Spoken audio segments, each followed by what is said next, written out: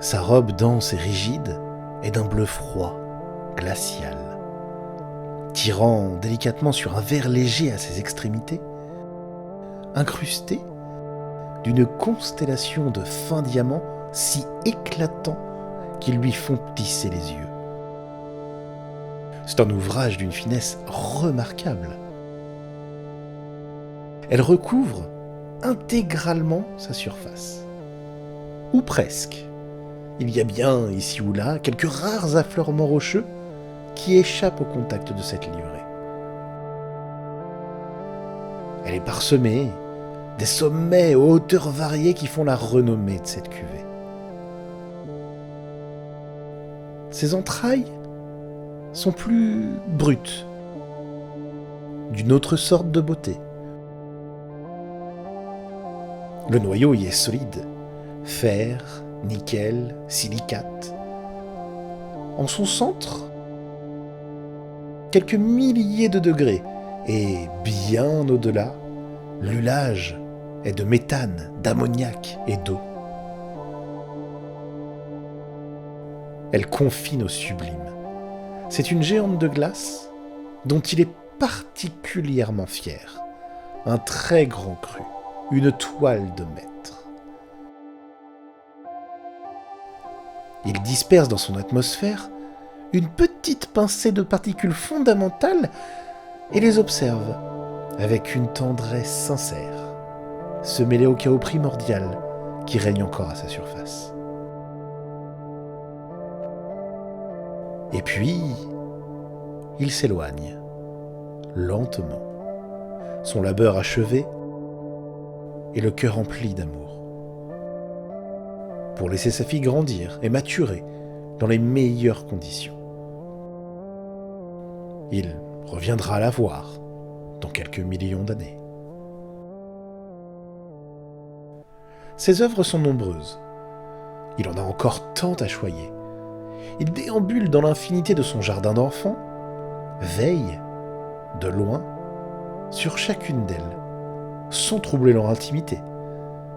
Il règle les couveuses d'algues de sulfate et de corail d'ammonium, modifie leur température, change l'exposition à la lumière, mais guère plus. Il se refuse à être trop invasif.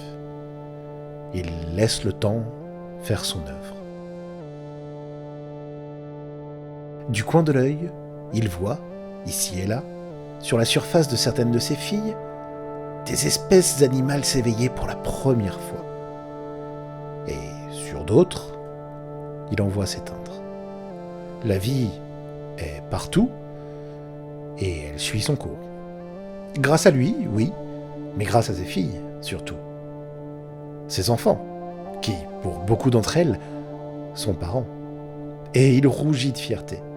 Il pense parfois au nombre incalculable de petits-enfants qu'il a, et il est pris de vertige. Dans ces moments-là, dans un souci de coquetterie qui le surprend lui-même, il réajuste ses pétales, fait briller ses chloroplastes. Il cherche à entretenir une jeunesse qui n'est plus de rigueur depuis quelque temps déjà. Il le sait bien, il n'est pas dupe, mais il ne veut pas perdre la face devant son innombrable descendance, quand bien même celle-ci n'aurait pas la moindre idée de son existence à lui. Il ne cesse jamais son office. Parcourant inlassablement les années-lumière de sa garderie cosmique, et veille, discrètement, sur ses astres avec un amour infini.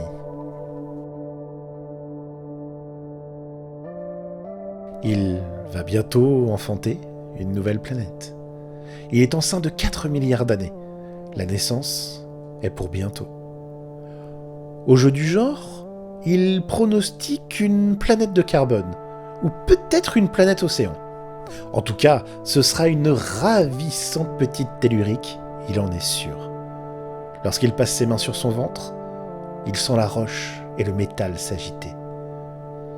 Encore quelques siècles peut-être, et elle sera la petite dernière, définitivement séparée de sa matrice paternelle et déposée dans sa propre couveuse, sous le regard bienveillant de ses sœurs millénaires.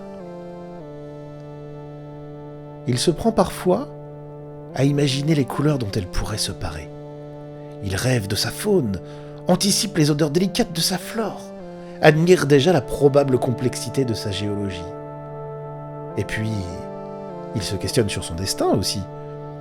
Peut-être accueillera-t-elle la vie, sous une forme ou une autre. Peut-être rejoindra-t-elle un système solaire.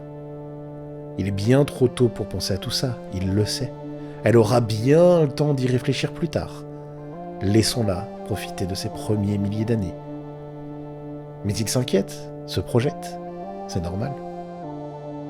De toute façon, il la laissera faire. Il la laissera choisir. Mais il s'assurera qu'elle sache, comme ses sœurs avant elle, et comme ses futures autres sœurs après elle, qu'il sera toujours là, à veiller sur elle.